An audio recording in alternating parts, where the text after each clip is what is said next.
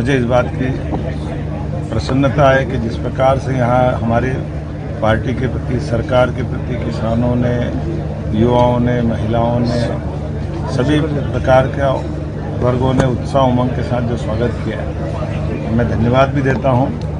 और इस अवसर पर कई प्रकार के विकास कार्यों की लगभग 150 करोड़ के नए कामों की हमारे द्वारा घोषणा भी की गई।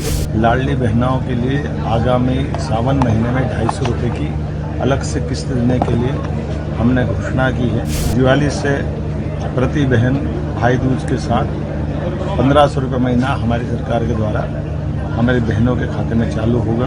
अक्टूबर से 1500 रुपये महीने की इंस्टॉलमेंट दिवाली के अवसर पर बहनों को प्रारंभ होगी। इसी प्रकार से 27, 26, 28 तक जो हमारी घोषणा है 3000 तक की, वो निश्चित रूप से पूरी होगी। सावन का पवित्र महीना आज यानी 11 जुलाई से शुरू हो गया है। हिंदू पंचांग के अनुसार साल के 5वें महीने को सावन या श्रावण कहा जाता है। इस पूरे महीने शिव भक्त भक्ति में लीन रहेंगे। इस बीच मध्य प्रदेश की महिलाओं के लिए ये सावन खास होने वाला है। लाडली बहनों के लिए सीएम मोहन यादव ने बड़ी घोषणा की है।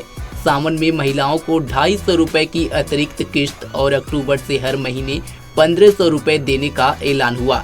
इसके अलावा 266 करोड़ से अधिक विकास कार्यों की सौगात भी दी गई। बड़वा में खरगोन जिले के अंदर हमारे जिले के अंदर के अलग अलग निर्माण कार्यों के लगभग 266 करोड़ से ज्यादा कामों के लोकार्पण भूमि पूजन का कार्यक्रम बड़वा में आज बेड़िया नामक स्थान पर हमने ये पूरा कार्यक्रम संपन्न किया। मैं बेड़िया आने के लिए बाय रोड रास्ते भर किसानों से, मित्रों से, प्रदेशवासियों से मिलते हुए लगभग 4 घंटे की यात्रा करके पहुंचा हूँ। मुझे इस बात की प्रसन्नता है कि जिस प्रकार से यहाँ हमारी पार्टी के प्रति, सरकार के प्रति किसानों ने, युवाओं ने, महिलाओं ने, सभी प्रकार के वर्गों ने उत्साह उमंग के साथ जो स्वागत किया है, मैं धन्यवाद भी देता हूँ। और इस अवसर पर कई प्रकार के विकास कार्यों की लगभग 150 करोड़ के नए कामों की हमारे द्वारा घोषणा भी की गई। इसी स्थान पर शांतिपनी विद्यालय हमारा जो खरगोन में बना उसका लोकार्पण भी हुआ। महेश्वर के माननीय विधायक राजकुमार मेरू जी, खरगोन के विधायक माननीय बालकृष्ण पाटीदार जी, हमारी विधायक श्रीमती छाया मोरे जी इत्यादि स्थान के निर्माण कार्य, अलग कोई बिजली के, कोई सड़क के, अलग अलग निर्माण कार्यों के, कोई इरिगेशन के डिपार्टमेंट के, जिसमें विभिन्न प्रकार के किसानों को सिंचाई की सुविधा मिलेगी, वो सारी सौगातें देने का हमारे द्वारा प्रयास किया गया है। साथ ही साथ लाडली बहनाओं के लिए आगामी सावन महीने में 250 रुपये की अलग से किस्त देने के लिए हमने घोषणा की है। दिवाली से प्रति बहन भाई दूज के साथ 1500 रुपये महीना हमारी सरकार के द्वारा हमारी बहनों के खाते में चालू होगा।